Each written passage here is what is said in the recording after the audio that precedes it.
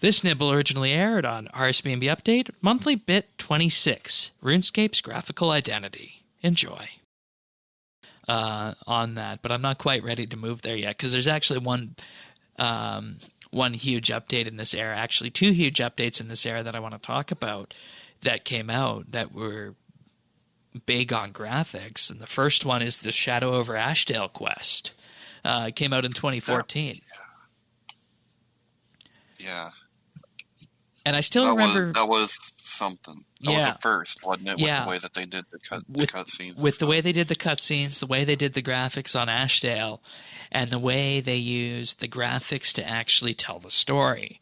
Because, and I still remember this podcast episode to this day, this is one of the ones that always stands out. I was on the show with Earth at the time because it was Quest Week.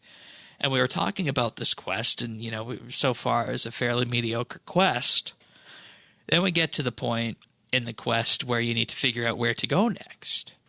And you have to go down this pair of steps that's effectively on the edge of the area where you're standing at. But you really don't know to go down there because there's no NPC that tells you to go down there. There's no guide arrow on the map that tells you where to go. All you have is you have some subtle lighting cues in the way the area around the steps is lit and the way the door is lit that you're supposed to go in at the bottom of the steps. And this was the first time that graphics were used in storytelling aside from a puzzle mechanic. And this just stands out for me because... if you had the RS2 graphics, you might not be able to pull something like that off with different levels of lighting detail. And because of that, to me, that was a major sign that the times had changed.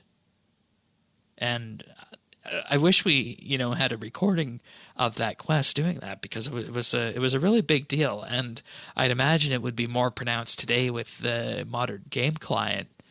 But even with the Java client back then, this was groundbreaking for RS.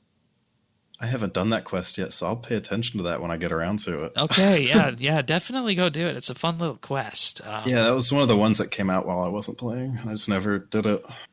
Yeah. Well, and what's interesting about that, Shane, though, is that even though, that does stand out graphically, it still stayed pretty true to using graphics to tell the story and not being the story. That literally used them to tell the story, right? But in a very, very simple way. Can we say in a rune? Well, see, it doesn't fit. Can't say in a RuneScape way, but it was it was used to tell the story in a way that they hadn't done before. And you wouldn't have been able to do that if you just had the standard RS2 client. So there we have it. And the next, I think we all know where I'm going to go with this, is Prif. We had Prif pre-NXT. Yeah, Prif came out in 2014. Oh, wow, it did, didn't it? Yep. I forgot about that. Oh, yeah, I remember thinking how amazing it looked when NXT came out. Yep, September 2014. Okay. Yeah, wow, and I remember thinking how good it looked when it came. Yes. I'm like, huh? Really? I remember the one stream I saw before Prif came out was when it was still in a gray box stage, and even in that state, it looked good. So, boy, that just shows the disparity of what they could do then, right? Where they were pushing it at the point of Prif.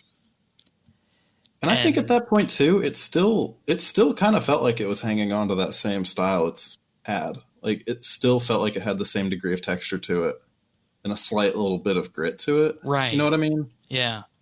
And this all comes back with NXT because with NXT you get the draw distances that we have today and whatnot, and Prif looks completely different to the point where if you want to, you can pull the camera back and you can see the entire city with it. But you wouldn't have been able to do that with that client because of the limitations of the Java engine.